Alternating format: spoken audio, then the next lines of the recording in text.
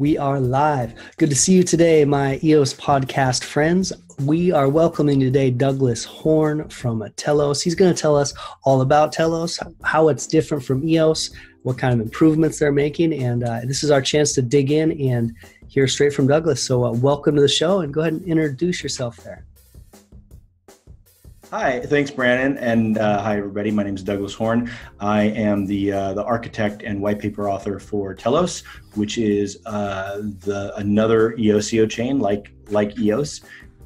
We are very close to EOS in many ways in our token distribution, and we have a few changes as well in the actual tokenomics, where we've eliminated whales and leveled out voting by capping any account at 40,000, but otherwise keeping the exact same initial EOS distribution. We're adding some important new features like BP rotation and inverse weighted voting and other things like that, so that we can have a very stable chain. The boring chain is my goal, and boring blockchain. And then we have our governance is much more thorough and completely written than what we currently have on EOS right now, and much more like a car operator manual than like a set of broad principles, with the idea that if people know exactly what's going to happen under certain circumstances, it's easier to take action and actually enforce those, and for the good of the chain. So anyway, that's kind of a mini rundown. Thanks a lot. See ya. Yeah. Well, nice having you on the show, and thanks for coming, my EOS Podcast friends. Well, you touched on a ton of stuff right there. So I'd like to kind of dig into each of those and talk about the incentives and why and how and the difference it makes, because that's what I'm interested in. And I generally ask what's most exciting for you in EOS right now, but clearly that's Telos. So we're just gonna dig into all the cool stuff you guys are up to. One of the question that pops up just off the top of my head is, you're the white paper writer, so this was kind of your idea. At what point did it pop up? At what point did you see, or what was the thing that you saw on the main chain that you thought, okay, we need to have another option here?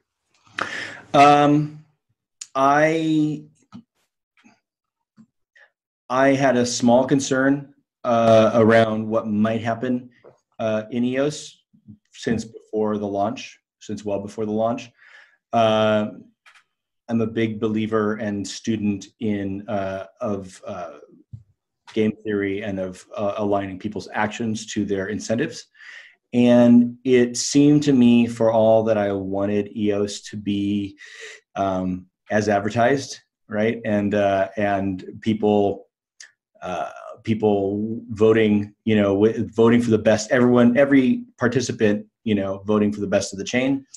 I part believe that, out of the hopeful part of my humanity, but I didn't fully believe it, because I actually thought that a Nash equilibrium is a term for the strategy that each participant would take, even if they know everybody else's strategy.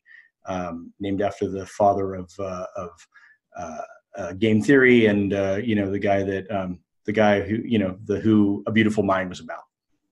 Anyway, when you think about what the Nash equilibrium is on EOS, it occurred to me that it was something along the lines of the largest voters, the largest token holders, controlling a very large percentage of the BPs without actually doing much work, and having a few very powerful, technically adept BPs standing by and able to actually keep it running. But that number was going to be, it wasn't going to be a huge number. That was going to be a smaller number, because they would want to maximize their profits while just keeping the chain alive, right?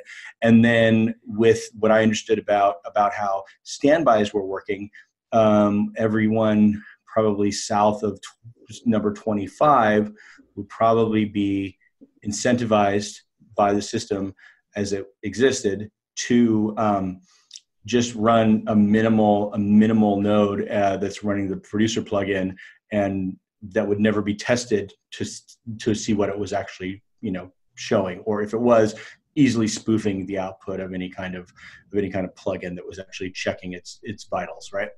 That was what I feared. I didn't really want to believe it, but I thought that was probably where people's interests were aligned. So, and I mentioned this to some people, and I didn't know. The other thing is, you never know, right? Nobody knows what's going to happen. I didn't know how it was going to happen, but I was concerned about that. And the thing I also didn't know is how long it would take to get to that, right? So a lot of times when you have people's interests aligned in a certain way, they are prevented from getting there immediately by social norms, or, presenting themselves in one way and actually acting another way, or whatever. So there was a lot I didn't know. I certainly didn't know it would happen, but I was concerned. Early on after the launch, or just in the middle of the launch, I don't know how much you remember, but there are all these things like, oh, we're going to sign this pledge, and we're going to tell who every owner is. We're going to do all this thing, and we're going to get all 8 check marks, right? Yeah. It seems like ancient history to me, yeah. But it was so important to us, right? How do we get all this stuff together? And it turned out none of that mattered, right? Mm-hmm. So we were a little bit kidding ourselves, and I was worried that it was, going to continue. And so that's when I thought of it. I'm sorry for not giving you a short answer. No, I saw the potential for it happening, but I didn't know if it would happen. And then when it did, and it started to happen actually in sort of hours and days, what I thought would happen in days and weeks and months, I actually got very sort of upset and depressed about the system, because I really believe in sort of the EOCO dream. And I was really frustrated about it. And I started writing a few things like, how can EOCO be saved, just kind of for myself and people working with me here at Good Block. And, with their encouragement, I showed it to a few other people, and it kind of caught fire a little bit underground, to the point where I actually had so much respect for the people who were behind it that, I had more respect for their assessment than I actually probably did for my own initial idea. And that's what turned it into, from, some rambling writings, into a white paper, and into an organization of people who were working together. And that's now grown into, I think 120 people who have been, free contributors, old school 2013 style, launching a new chain with no ICO or fundraising or anything. Yeah. Well, it sounds like there was kind of two catalysts. One was the concentration of tokens within whales to give them a lot of voting power. And the other was the block producers outside maybe the top 25 incentivized to run just a really minimal node or really minimal infrastructure.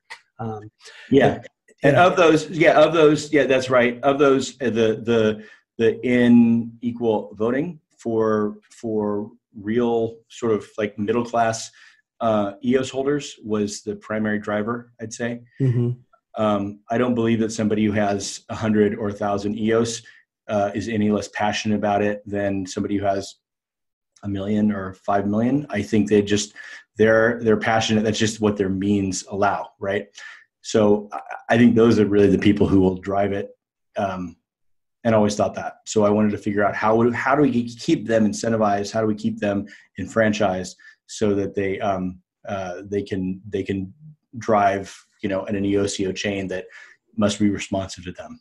Yeah. And I think that's the part of the idea that most people recognize or kind of understand, that's easiest to understand, is this capping it at 40,000, because it's going to distribute the voting so much more. And you guys have a good graph on your homepage. So if people get a chance to check out the telosfoundation.io, I think your website is, there's a cool graph that shows the token distribution and how those, and how it doesn't, the EOS token distribution basically starts off and then goes parabolic almost instantly. So, a lot of the power concentrated. So, right.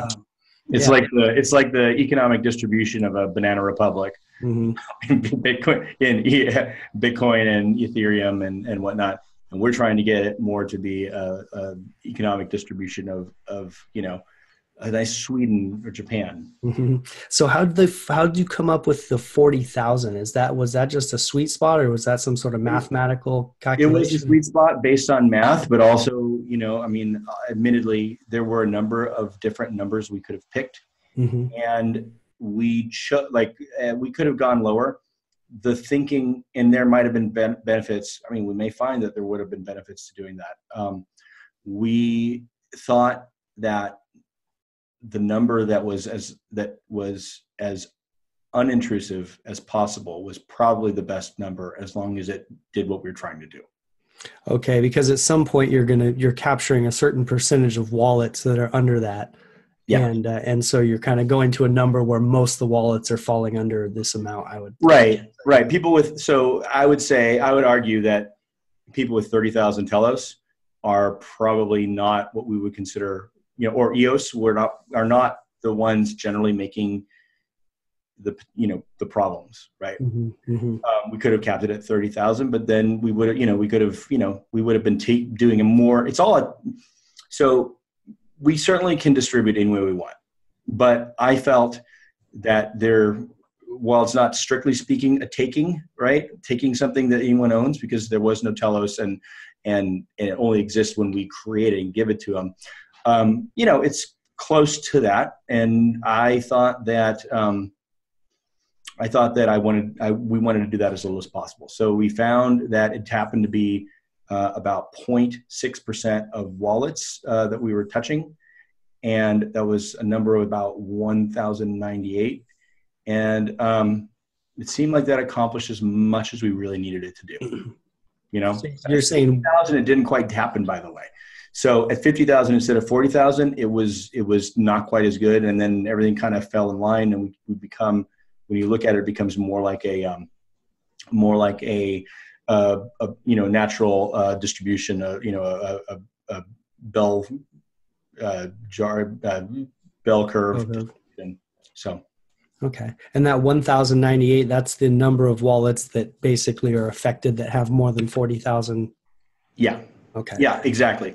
And by the way, interestingly, if somebody has less than 120,000, if somebody has 120,000 tokens and they are, capped at 40,000, they actually would have, because we have 1/3 as many tokens, that's actually the sort of the break-even point. Okay. So they don't get as much as a bump as somebody who has 40,000 tokens, right? And is getting 3 times what they had.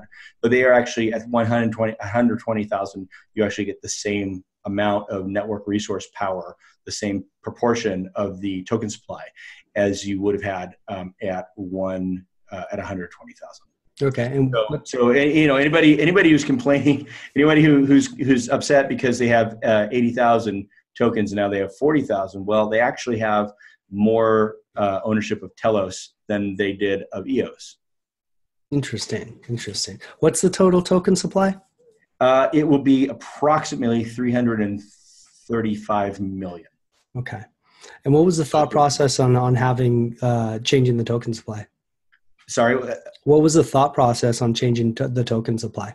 Well, changing the token supply is a natural, result of the cap, right? Okay. Yeah. We didn't say, we're going to get 2 different actions, right? We're going to cap this, and then we're going to change the token supply. What happens is those 40, cutting those 1,098. Oh yes. Okay. Things cuts 2/3 of the money supply. Wow. Right? It's substantial. That's impressive. How disproportionately distributed it was, or is. Okay, well that all makes a lot of sense. So the other part that I'd like to get into is the developer focus, where there is more, basically the CPU RAM is cheaper on Telos, so developers should be able to come in and not have the same type of costs developing and testing. Oh man, it's going to be great for developers, right? It's the best thing to happen to EOCO for developers, because we're going to make sure that people who are still, looking at gas-based blockchains like Ethereum don't need to do that, right? So if you think about it, Ethereum or any Ethereum derivative where basically the users pay for transactions in the form of gas, right? Those push the resource costs from developers onto users, right? Or to look at the other way, if you have an EOCO-based system where developers need to buy and stake resources, then a cost that exists on Ethereum for each individual user and is a pain in the ass for every time they want to do a transaction, we all know, is suddenly pushed onto the developer. So, sorry. So that's a big impediment, especially if somebody who is in the developing world, or somebody who is, a college student or grad student, or anybody with a great idea, right, doesn't happen to be wealthy, right, or an early adopter, right, of crypto, but has a great idea, right? Those people are prevented, or at least it becomes very hard for them to be on EOCO. So what do we do about that? Well, my belief is if we have a chain where the tokens are, almost certainly going to be less expensive than EOS in the beginning, right? Probably not forever, actually, but in the beginning they will be much less expensive, I think. And each of those has 3 times the resources. It's much more affordable. And then we said, well, how do we actually make that not just much more affordable, but almost no cost whatsoever? And so we came up with 2 ideas, which are RAM grants from the Telos Foundation, and then something called the Good Grant from my company, GoodBlock, which is a result of as early adopters and people who've done a lot of the development work, we are going to receive a nice chunk of the reward, right? The founder's reward. Not a majority at all, but enough that we feel like we should do something to use that to make the chain better, right? And so what we're doing is through the Good Grants, we are staking to dApps that want to come on their first year's net and CPU. So it's essentially no cost to them, and we feel that that will be that will help us get people who would not even be able to use EOCO to come into the EOS system.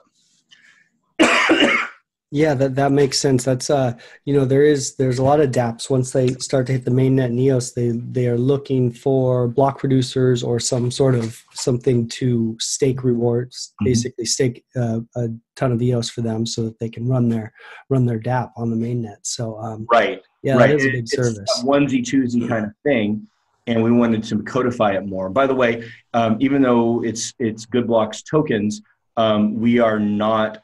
We are expanding the selection committee.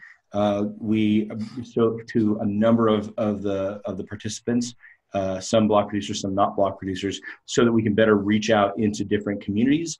We don't want the fact that GoodBlock is based in Seattle to mean that we miss awesome dApps in China or Korea or Africa or South America or someplace. In fact, it looks like the first 2 Good Grant recipients are likely to be coming from Africa. Oh, cool. And how do people apply for those if there's a good dApp out there that's looking to apply? Good grants at goodblock.io. Just send us the email.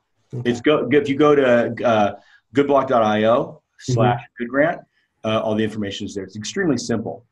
And it's front loaded, right? So people say, well, how are we going to make sure that we still have these to give at the end of the year? And I'm like, that's not a problem. Let's give them all in the first 3 months. Let's get as many as we can. If that's a problem, right? If we have somehow staked all our tokens, I will go out to people and I will say, hey, you also have a nice amount of tokens. Wouldn't you like to, include these in this program? Mm-hmm. So that will not be a problem. Yeah, and at that point, maybe you can start reaching out to block producers as well if they're, if they're have earned rewards or something like that. I'll talk So to anybody, man. yeah, I'll talk to block Mhm. producers. I'll talk to the people who, those 40,000 people, who actually ended up having 25 accounts, and I'll talk to anybody.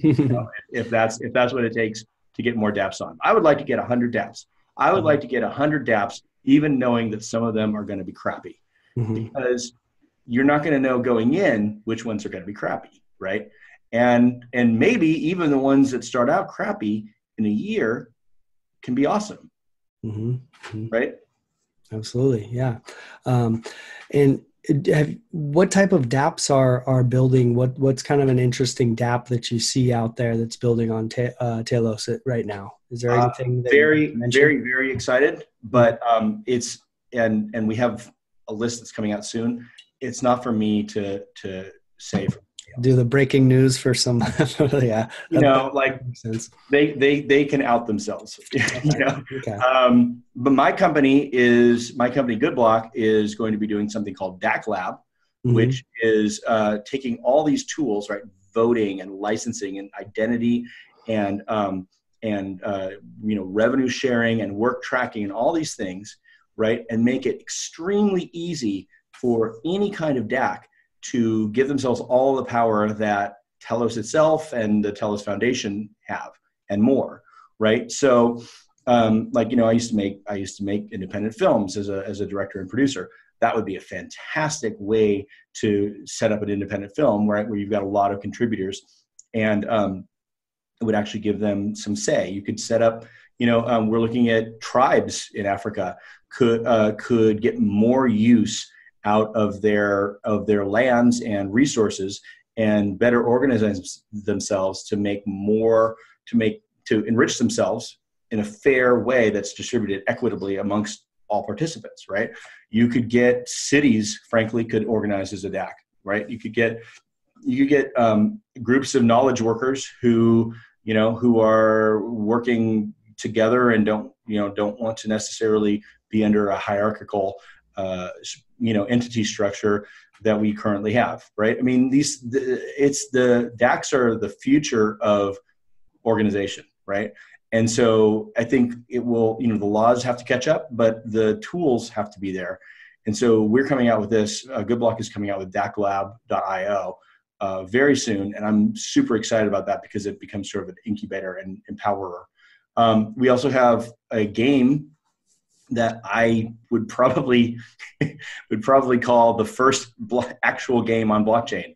Uh, Cool. so we happen to have a number of people here. We actually started out as game developers. Like James here at GoodBlock has been involved at a high level in every game company from Wizards of the Coast in the early days to Privateer Press to he and I used to design and build games for Disney and Mattel and Activision and a number of AAA brands.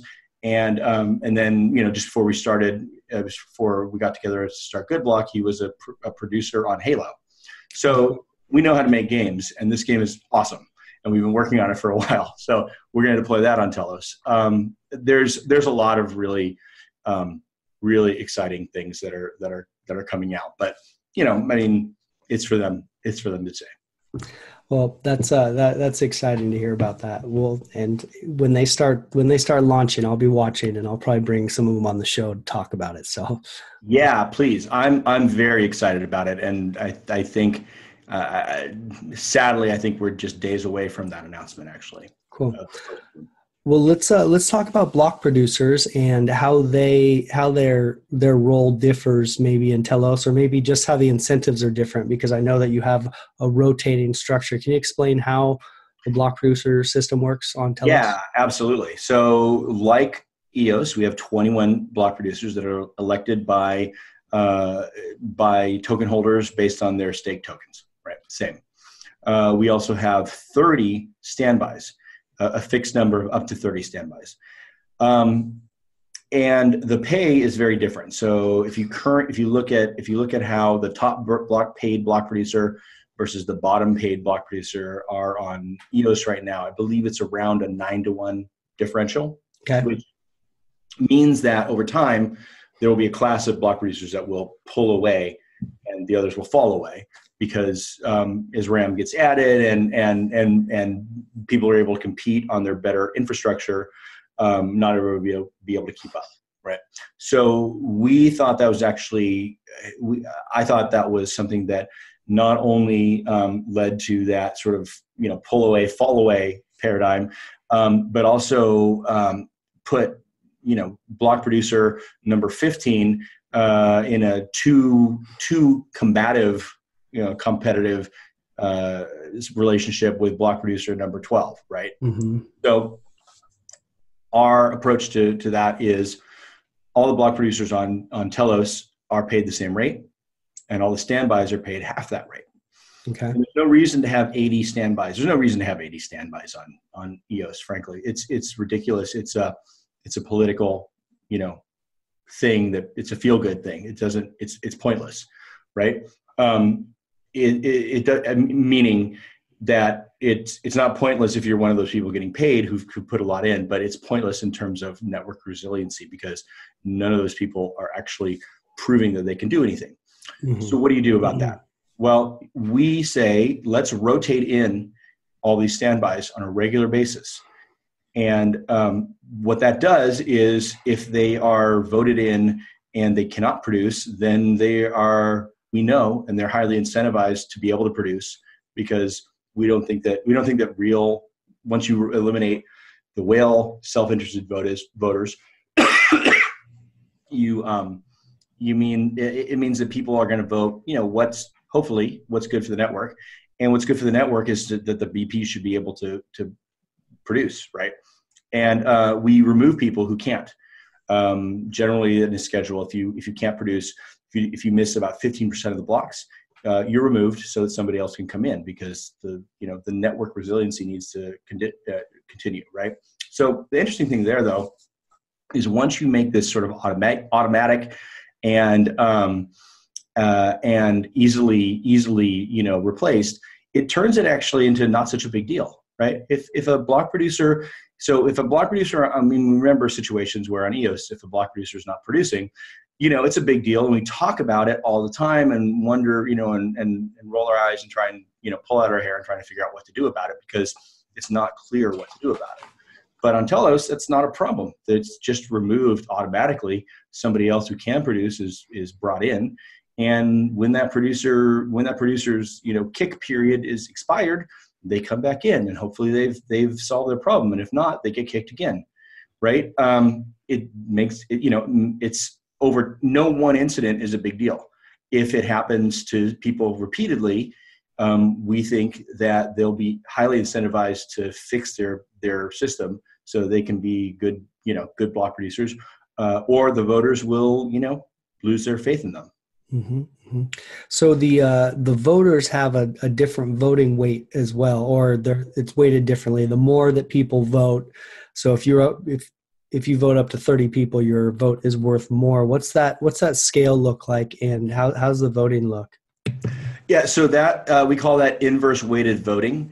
The idea is that if a block producer or a large wallet, right, large account is voting for some affiliated block producer, then they actually weight their votes by only voting for themselves. If I have 1 million and I'm voting it all, and I want to make sure that I get the maximum impact of that 1 million for the person I want in, I would only vote for one. Right. Mm-hmm. So that's weighted. That's essentially weighting voting. And what we're doing is we turn that upside down, and which is inverse weighted voting.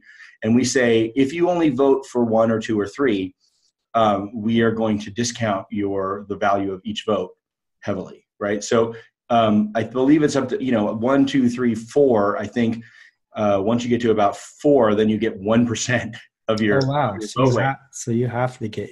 I mean, right. You're talking 1%. That is pretty heavy. Right. It's a sine wave. So the middle is 15. If you can you get half your voting power. So down here, it's very flat, and then there's a steep angle, steep rise. 15 continues, and then once you get up here to, 27, 28, 29, 30, you're basically getting 99 to 100% of your vote weight for your token. Okay.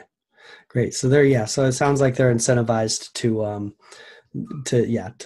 vote. And, which means, and so you could see, people could say, now the way that people would respond to this, if they still wanted to game the system, is, is they would vote for, their own person, and then a bunch of people very low on the list, right? Mm-hmm. What's interesting about that is that's fine if 1 or 2 or 3 people do that. But if that happens in bulk in a way that it would actually help anyone, right? Eventually those lower level BPs also become a threat, Now the way to approach that, if you want to be a bad actor, is you launch a bunch of other BPs, right?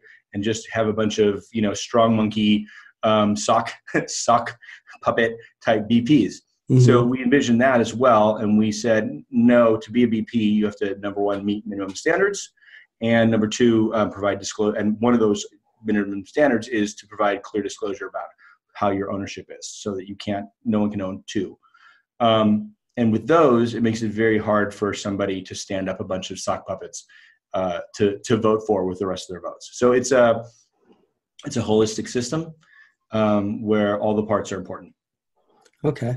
And how do you look at those? Is there a governance model or something that is going to look at these disclosures and judge whether the validity of their BP?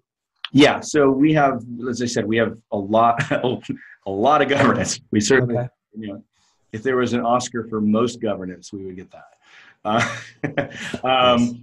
So there's a lot. And we have an operating agreement, which is essentially our constitution. We have arbitration rules and procedures, and then we have reg producer and reg arbitrator, and then we have minimum requirements for both reg producers, block producers, and arbitrators. So largely, the way we control that is between the minimum requirements. If you fall outside the minimum requirements, you have a 24-hour warn, and then after 24 hours, you will be removed immediately. In the long term, that is supposed to happen with entirely by smart contract, but there's some oracles and things that are involved, and we're still working on that, and we didn't want to move into that too early. So right now, it's done by the block producers, but it's very clear what violation is happening. And there doesn't have to be people don't have to do that, pull their hair out dance. If somebody is accused of any of these things or isn't meeting their minimum requirements as documented and signed off on by everyone in the governance, then they're out, right? And we don't. So the other part of this is the reg producer contract. Reg producer, it's the one governance document that we have. It's actually closely based on the EOS version. The difference is in EOS, it does say, hey, you can't do this, right? But it stops at you can't do this. And so that is a failing. And what we really need to do is to say, you can't do this. And this is the penalty for doing this. And this is the method of enforcement for doing this, which is the block producers or this contract, and this is the requirement that anyone who does reg producer as a block producer needs to fulfill their responsibilities on the enforcement. So it's got 4 parts instead of 1 part. So it's really much harder for somebody to say, if somebody violates something, they can go, in EOS they can go, I didn't know it was a problem, and then everyone has to figure out what to do. Mm-hmm. Telos, we say, okay, you can't do this, right? But not only can you not do this, here's what's going to happen. Yeah. You're going to remove, and it's all around removal. You're going to remove for, X number of blocks on the first offense and Y number of blocks on second and subsequent offenses. It's really boring and cut and dried, and anyone who reads it will know exactly what is going to happen, right? So there's no question about whether it's fair or not for somebody because they knew going in. Right. The question just becomes: are the other producers, are the other prods convinced that this was, that this happened and was intentional. Because sometimes things can actually happen that aren't intentional. And so, there's no real one way to figure that out. So we do entrust the elected block producers to use their best judgment and understand what happened. Nothing is perfect, right? But this means that these decisions are done by a decentralized group who have been elected. And I think it's worth seeing how it goes. I think it will actually go pretty well. Yeah, I like that. I like the concept because it's, it acts quickly. There's some sort of negative consequence, but it's nothing permanent. It's a removal, temporary removal, and then the ability to come back and produce again if it's fixed. So even if it were people, a block producer were mistakenly or incorrectly removed, it's not the end of the world. And it can be, and one exactly right. And the one piece we didn't talk about is the fact that if block producers feel this has been done unfairly to them, they can appeal to elected arbitrators. Okay. And so how's the arbitration system work? You said elected arbitrators. So is this, they're elected by EOS voters in the same way that block producers are elected? Okay. Telos voters. Yeah. Excuse me. Yeah, they're voted. It's a slightly different system because the block producer election system is really its own system, and it's not possible to leverage that easily.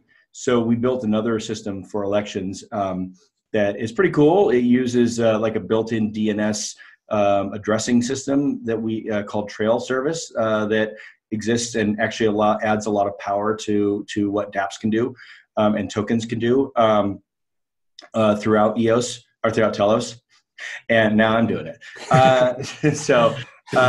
So we use that, and we have an election system that you can vote on issues or elections for like multiple people on a board, like is going to happen with the Telos Foundation board. Okay. So arbitrators, right? So we will have a set number of arbitrators. That number can be grown based on what the BPs, based on a simple document that the BPs actually control, right? That talks of its parameters around arbitration, because otherwise we would need to have a ratification or amendment process for that, and it needs to be more fluid than that. So I think initially it's set to up to 21 arbitrators. I think we have maybe 7 or 8 candidates right now who are all legal professionals, and you can see them on telosfoundation.io/arbitrators, and it's pretty cool to see these people. They will be trained. There'll be a 1 month election, and then they will be trained, and then they will go. The other thing that's cool about arbitration is it's powered by a smart contract, and I think we've thought of just about everything. We thought about the ability to put evidence on chain. We've also thought about the ability to keep evidence that shouldn't be shared off chain, only given to the arbitrator themselves, but recorded and called and given a name and an exhibit, right? So, for example, if an important piece of evidence were somebody's passport, right? Well, you wouldn't want that publicly on chain, so there's a separate channel that can be sent to the arbitrator, but the arbitrator can record that and say, Exhibit C is the complainant's passport, right? And so we've really tried to look at arbitration and how it's done, and how can we bring it into the blockchain age, where we are almost certain to have better evidence than any court, than in every case, we are almost certain to have better evidence than almost any court or arbitration case will ever receive, right? In terms of cryptographically proven blockchain recorded transactions. So yeah, we feel that allows us to move much more quickly. And I think not to pick on the ECAF process in EOS, but that's largely rooted in the existing arbitration rules, which means that it gives a long period of time for things to happen. And I think that slow justice is justice that people don't trust as much. I think that a lot of the problems they're having are not actually because ECAF is necessarily there's anything wrong or it's run by bad people or anything like that. I think it's the opposite is probably true.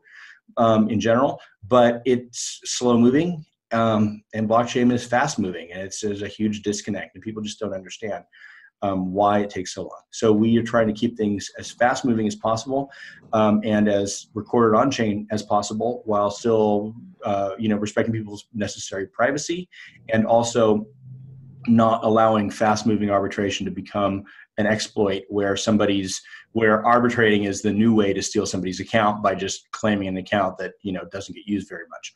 So we're trying to be mindful of all those things. Yeah, I mean, that's quite a that's one of the big things that EOS has been wrestling with. So to see a different approach on that is going to be nice. Yeah. That's one of the things that's interesting about Telos is this ability to kind of move quickly and try these really good takes on some of the core problems that EOS has. What do you think the possibility of EOS watching some of the fixes that Telos uses and possibly adopting them? Do you see that happening in the future? Yeah. Don't you think it'd be crazy not to, right? I mean, like I hope by the same token, mm-hmm. right? We would have been crazy not to look at EOS and learn everything we could for the betterment of Telos, right? Mm-hmm. And I think they would similarly, when they have, they don't have the benefit of another example of another ways to do it. Once they do, very soon when we launch, I think they'll probably look for a while and they'll see what can be adopted. I mean, there's a lot of crossover, right? There's a lot of crossover between the block producers and the interested parties in Telos and those in EOS. So it's not like we're two tribes. It's like, it's like it's not even like we're kissing cousins. We're basically, it's all the same people, mm-hmm. right? I mean, if you really think about it, that our family tree doesn't really branch yet.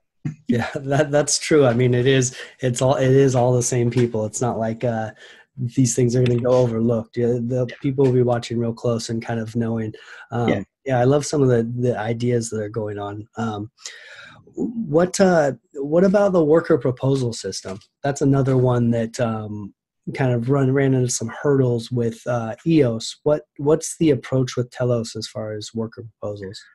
Well, we're going to have, like all of these things, we're going to have them from launch, right? We're going to have arbitration, although there's a month to elect the arbitrators. We're going to have, you can file things right away. Ratify, amend can happen immediately, right? And I hope it does happen very soon once we get maybe a week or so. I kept saying I was going to do it first day, but I actually want to get more people onto the system first, but certainly in the first month, right? So, and worker proposal is absolutely critical function for the blockchain, really. Because there's a lot of developments going on right now in Telos, but that's all being funded by our slicing pie, group. Basically, the Telos launch group is basically kind of a DAC, and we are all sharing the rewards of the Telos Founders Reward Pool, right? Well, that goes away the minute we vote to launch, right? So how does that ongoing work happen, right? Because let's say, so Block One keeps coming out with advances, without some kind of developers getting paid somehow, those are not going to be brought back in. And there's a lot of things that we have done a lot on, but we still want to do more on. For example, IPFS, we're gonna launch with it ready to go for our governance documents, but we really want to take it to the next step and open it up for users and dApps, because it creates enormous value for Telos, and probably that's probably the first thing that's going to be adopted by EOS is IPFS, because it's easy and there's no one who, it doesn't hurt anybody politically to do that the way that inverse weighted voting would, right? So a worker proposal is very important, right? We designed it very much on Dash. I've been a Dash masternode owner since they were cheap, and hey, they're cheap again. Nice. And I just, yeah. So anyone wants to get in, there's fire sale on that, but it has a very mature worker proposal system, the only sort of negative one could say is that only masternode owners could vote it, right? Mm-hmm. So we said, hey, well, let's get rid of that, but learn everything we can about how to make this work. Because, I think it's probably been like, 2 or 3 years at least that, since that was brought up, and it's pretty simple. It's very different actually so that's what ours is based on, because I feel like whenever you have the possibility of a real world model that's been around for a while that you can learn from, you probably smart to start from that. It's also highly decentralized. So because anyone can propose anything and anyone can vote, and it's smart contract powered. So if it gets the votes, if it reaches the threshold, it wins. There's no awards board, right? I believe that more decentralized is better. A lot of people pay lip service to that, but then go out and create, these centralized solutions at first, right? I think we can see a lot of things that are happening on EOS that are promised as, it's centralized at first, or, Warbly is centralized at first, but we're going to get there, right? That, not commenting on, that in any specific case, I think in general, that's kind of like, somebody saying, well, it's like a bodybuilder saying, well, I'm just using, steroids at first, but then I'm going to stop using them when the time is right. Well, it turns out the time's never right, mm-hmm. right? Mm-hmm. You just need a little bit more. And so I think that centralization is akin to sort of a drug addiction, that it's never the right time to kick. Yeah, so it's best to start decentralized. And what's that look like? I mean, what's the operation of the DAC look like? Can you explain, tell in a way that maybe someone who's not real familiar with DACs might kind of understand that? The DAC that we have, that's the Telos launch group, is essentially a DAC. It's a bunch of people working, recording their work that they're doing. We brought in 2 real-world professionals to assign values to different types of work at different levels based on real-world metrics, and they themselves are paid in slices, right? And so we figured that out, and then we have a fixed pool of Telos that we're going to be shared out in that way. That is basically sunsetting, though, right? That's not going to exist anymore. There is another DAC called the Telos Foundation, which was given 6 million tokens and has to figure out its governance, right? It has a charter now, and it will vote for a board, but it has no ongoing source of funds. So that is another DAC that is going to vote with a token. It has governance as a charter document, and it's hiring people. It's really an attempt to bootstrap, and one of 2 things will happen. Either people will say, wow, this is great, thanks for doing this, and we are going to vote to replenish your funds when you do worker proposals, right? Because you've spent 2 million of those 6 million to make sure the first 1 million tokens, the first 1 million new user accounts are free and easy to voters, to new users to get. Getting an insurance policy and for the arbitrators so that they have limited liability. Giving RAM grants to 15 new dApps that wouldn't have otherwise deployed on Telos, right? Things of this nature, and sponsoring, sending 4 people to a conference or to conferences, and hiring a full-time social media person and a full-time marketing writer or part-time marketing writer to keep the word going out about Telos, right? If people say, yeah, that was actually a great use of 2 million Telos, we are going to, vote you that, that again, then the endowment continues to exist, and the voters have their say. If not, they say, yeah, great, thanks for all that bootstrapping stuff, we don't need you now. Or there's this other organization that says they're going to do it, and we actually like them better, so we're going to vote for them to get it, right? then that was what will happen, and eventually the Telos Foundation will cease to exist. Either of those are totally valid outcomes, right? It's really a bootstrapping organization. It's given a little bit of money to bootstrap things, and if it does if the voters believe it's done a good job, then they will vote to keep it going. And if they don't think so, then it will serve its purpose, and something else will come. That's decentralization, right?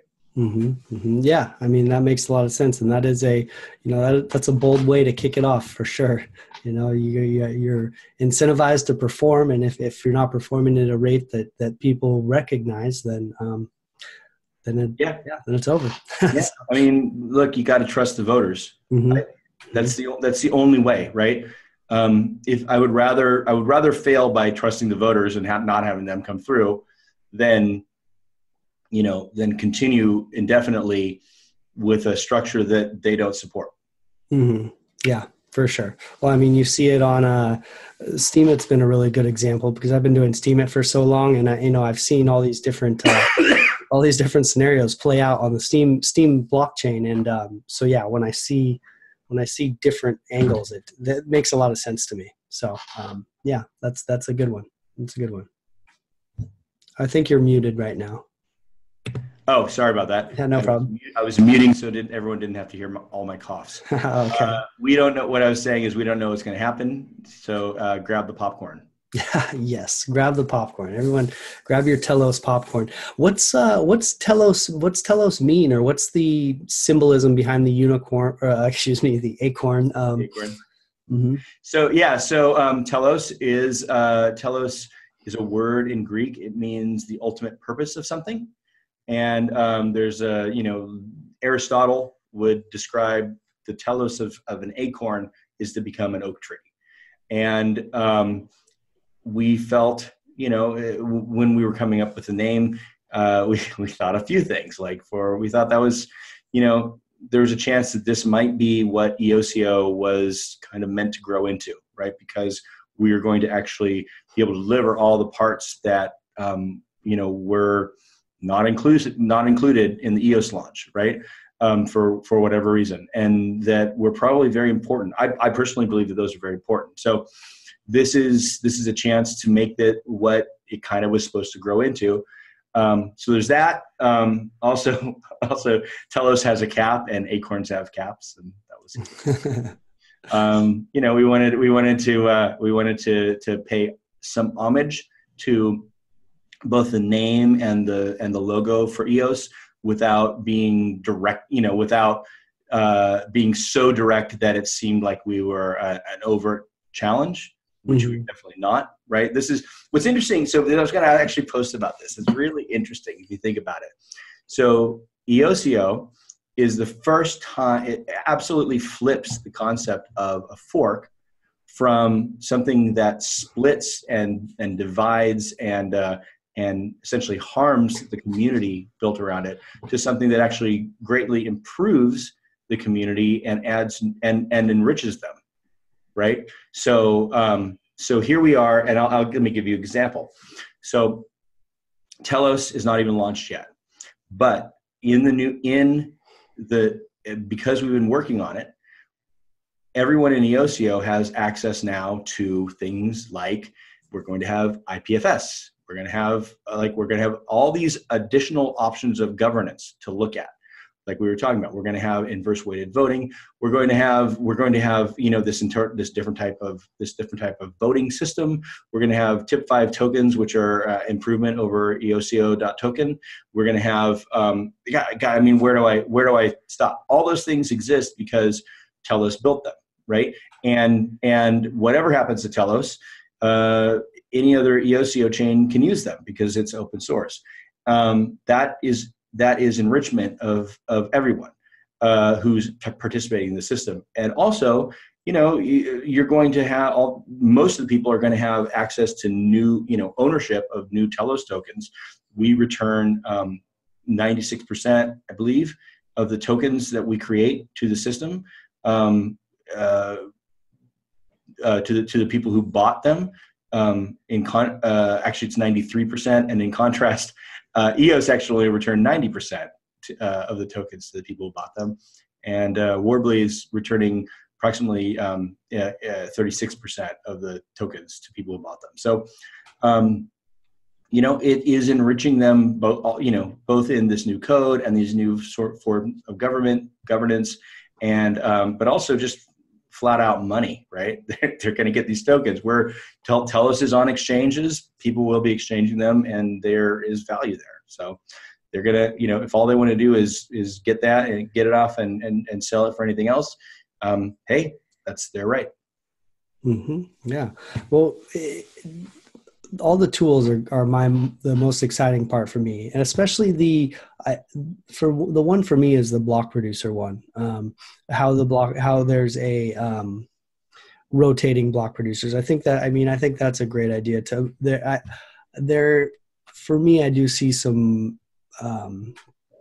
especially long-term, possibly adverse incentives with how the block producers are set up, especially over the years, as the top block producers make more and more money and the disparity between them, it becomes harder to break into that top 21, let's say. And then that's something, again, that you see on Steemit, where it's gotten very sedentary at the top, and that becomes a problem. There needs to be right.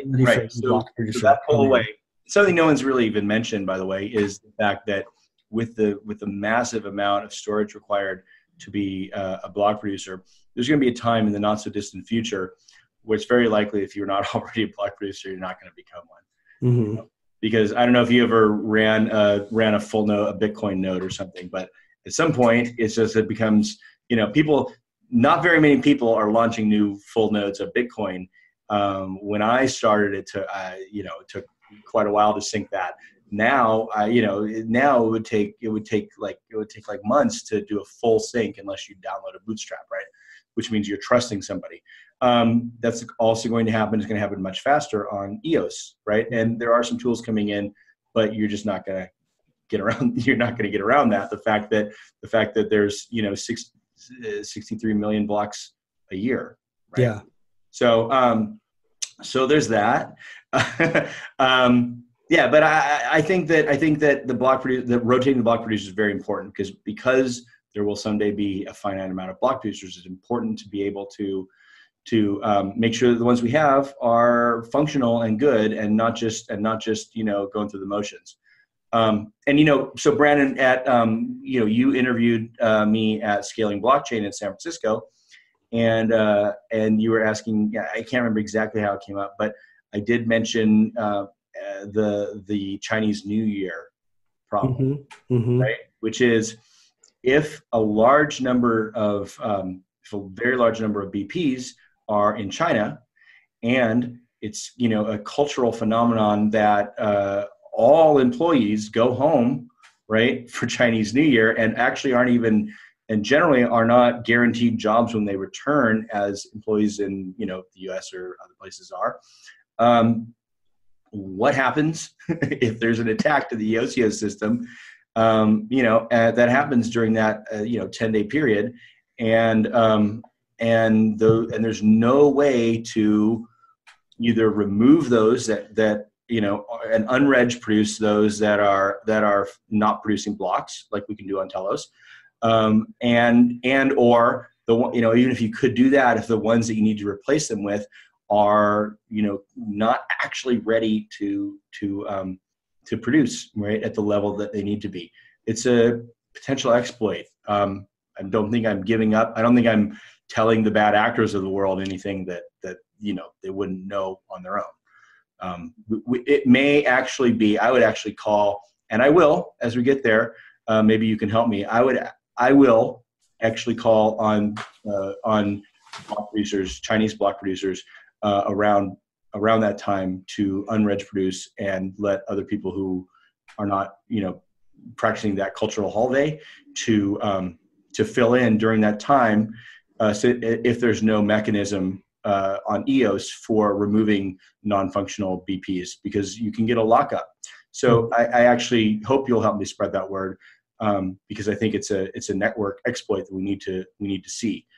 We have on Telos solved that problem. That would not be a problem on Telos right now. So that's an advantage, and hopefully in the future, EOS can adopt that, and then they won't have to have people unreg produce. They'll just naturally get kicked in preference for proven standby VPs.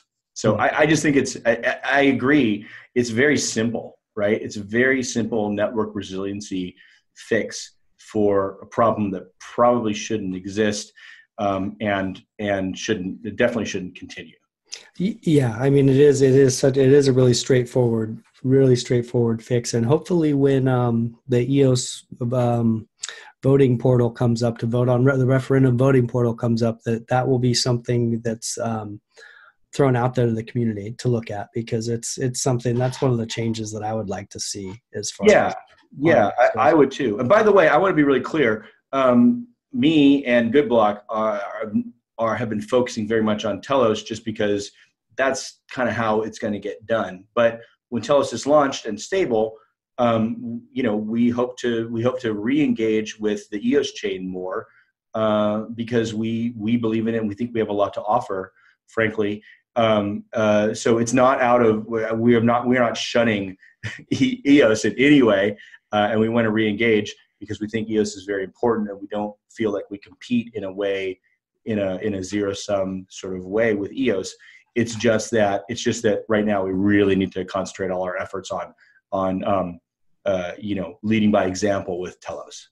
Yeah, and there's so much. There's so much market to penetrate that it's not really a zero-sum game at this point, and it's just having Telos there and making an example of different ways to do these big issues that everyone's tackling for the first time is actually a real blessing for the main chain. That they're lucky to have another chain out there kind of testing. It's nice to hear you say that. Yeah. I have felt that a long time, but I felt for a while I was more or less alone in feeling that.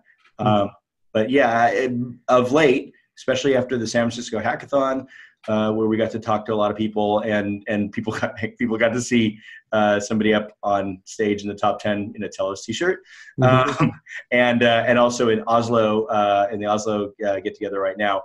There's been a lot of sort of meeting of the minds, and sort of just a big old group hug amongst everybody who cares about EOSIO, and I feel very much that Telos has been welcomed sort of back into the community, and people are excited about what's happening, and that which is as it should be, right? Yeah.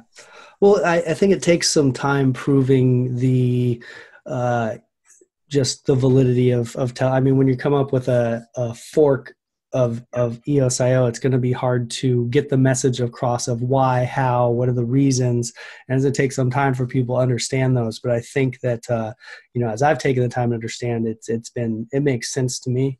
And hey, nobody gets a pass, right? Yeah. Nobody gets a free pass. You want to kick off a new chain, great. Show us your GitHub, tell us who's involved, keep that source open, be engaged, participate in the community, and be transparent. And over time, we've just seen that the community will accept you. If you don't do those things, I don't think you deserve that acceptance. This is crypto; it's trustless, right? Trust needs to be earned. Absolutely. So I feel like we touched on some of the biggest points as far as Telos goes. Is there anything, as we start to wind down here, is there anything that you'd like to hit on that we may have glossed over or just missed completely about Telos? There's so much, People say I talk a lot, and of course it's fair cop, but there's a lot to talk about. And sometimes one interview is not enough. What I want people to understand is that Telos is very real. We absolutely offer technological improvements over EOS that are great for Telos, but could just as easily be implemented on EOS itself to the betterment of all.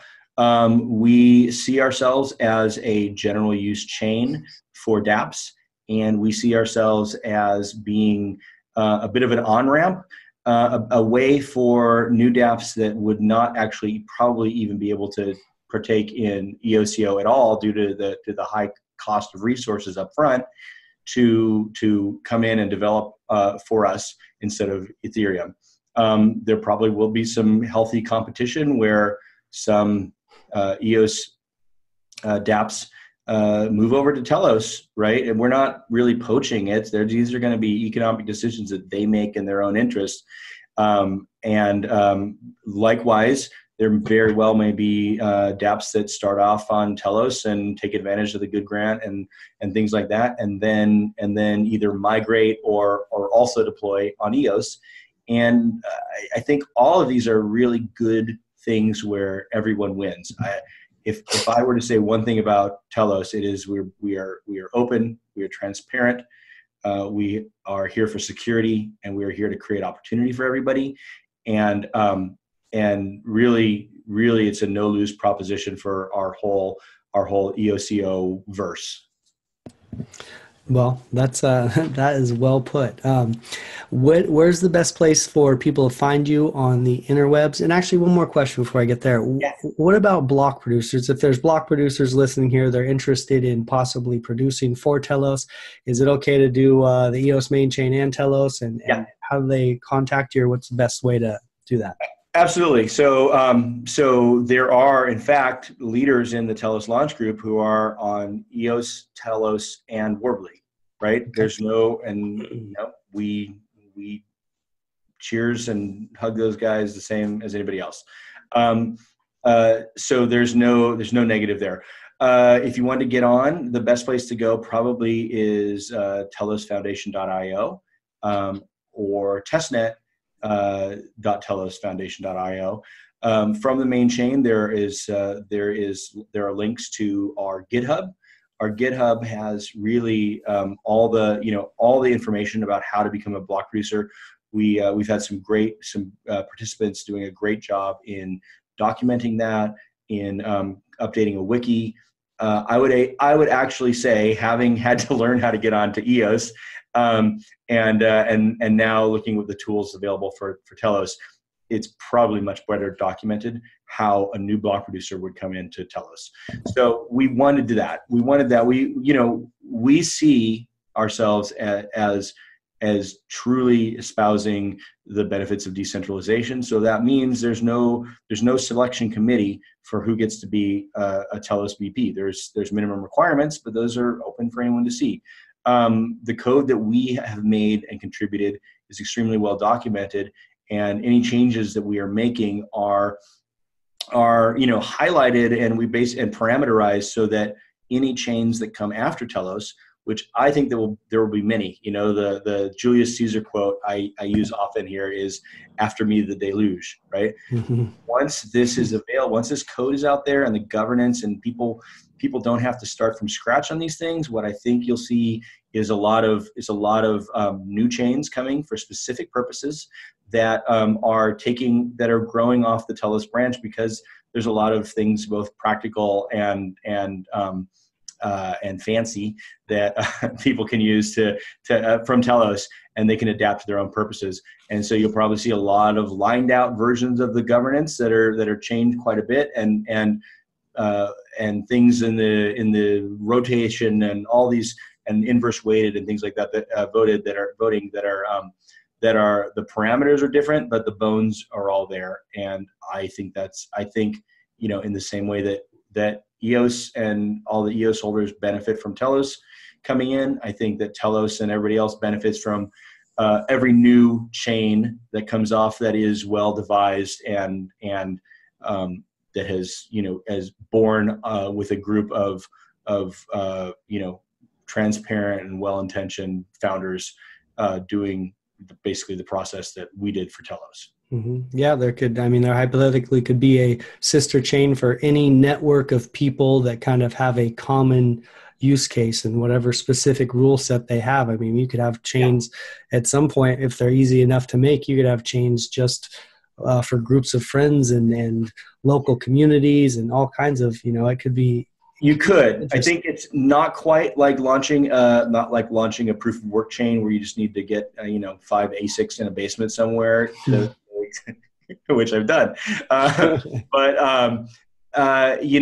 there's a higher standard for block producers. I think what you're talking about would be an ideal use case for somebody to use DAC Lab to get all the benefits without actually launching a chain. But right now we're seeing Europe chain. Right. So, and I believe we're going to see Africa chain soon. And these are, like in the case of Europe chain, there's some the laws of the European economic zone and European community that are very specific and require, for example, that the right to be forgotten is implemented, which is hard to do on blockchain. Or that those servers are all housed in Europe itself, right? So there's a reason to have that sort of regional chain, which we will see in other places, right? You will see regional, national, continental chains, but then you'll see industry-specific chains. Like, for example, we look at Warbly, and Warbly is intending to be an industry-specific chain for the financial industry. I think you'll see that all around, and there will be a line where it makes more sense to release something as a DApp or a DAC than a chain itself. But no one knows exactly where that line is going to be drawn. So where do you see Telos and EOS 5 years from now? That's a great question. I think I don't want to prognosticate about EOS because a lot of the concerns that I've had have not actually been addressed yet. I'm very hopeful that they will be addressed. I would like to contribute to addressing them any way I can, however, even if that's just by presenting an example of another way that could be done with Telos. But I don't know what's going to happen, and of course, none of us know. What I'd like to see with Telos is that over the next few years, a lot of dApps come out and say, hey, this is a cheap way, this is Ethereum cheap way for us to get all the power of EOSIO. They take advantage of the RAM Foundation, of the Telos Foundation RAM grants. They take advantage of the Good Block Good grants. They build a lot of crazy stuff that they would never have built otherwise without having to go out and raise money for VCs. And we get hundreds of apps from which, scores are really good and people are using. My goal has always been, since I actually started Good Block, my goal in doing that was to actually create these things, these ideas that Andreas Anatopoulos has been talking about for 7 or 8 years that strangely do not exist yet. And I actually don't believe that crypto, I think that we're all talking about when crypto winter ends, and I think crypto winter ends when we actually have these dApps that are working and that regular people, are using, and that blockchain is not the what we lead with, but it's the afterthought. And it's like, here's what you do. We tell people, hey, it's Facebook, but you own all your thing, and oh, by the way, it's powered by blockchain, right? Or hey, it's a worldwide grain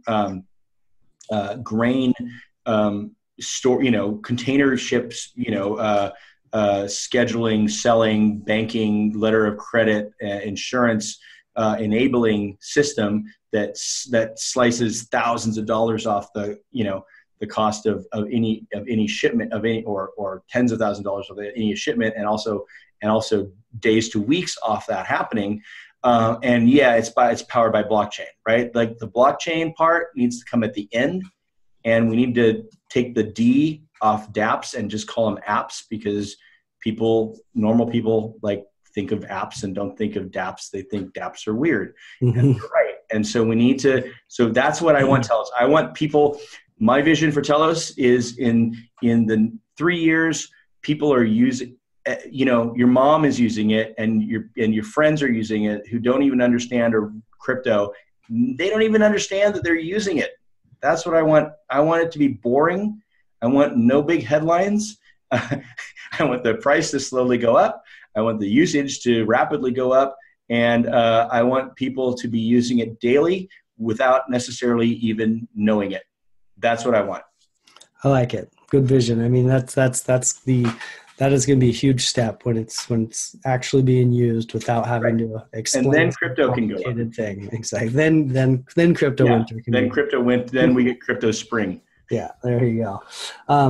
Well, where is the best place for people to find information about Telos and whatever they're looking for on the socials? Absolutely. So the best starting place is telosfoundation.io. We trying to actually, as against centralization as we are, we actually think that people expect to have one centralized place to go for information. Yep. That's actually a bit of a disconnect for most users around EOS. And so we're trying to use that as the hub. Cool. From there, you can go to our Telegram. You can go to our GitHub. You can go to our Medium. Right it's easy. You can go to our Twitter. It's really easy to get there from there. So I would just go there. Telosfoundation.io. Okay. Telosfoundation.io. Yep. And I will put that into the show notes. Thank you, my EOS friends, for listening again to the EOS podcast. And thanks for your time, Douglas. And I'm sure we'll have you back on again for updates, probably just a couple months from now, to see what's going on as mainnet launches and things all the moving parts start to work together. So I'm excited to hear what's going on. So thanks very much, Brandon. Thanks for the chance to talk to your awesome audience, of whom I am one. And anytime. You ask great questions, and you're clearly very insightful about what is happening in blockchain and EOS. So thanks for the time to let us tell people about Telos. Yeah, absolutely. All right. Until next time, my EOS friends. Cheers. The money is not the prime asset in life. Time is, and your time is.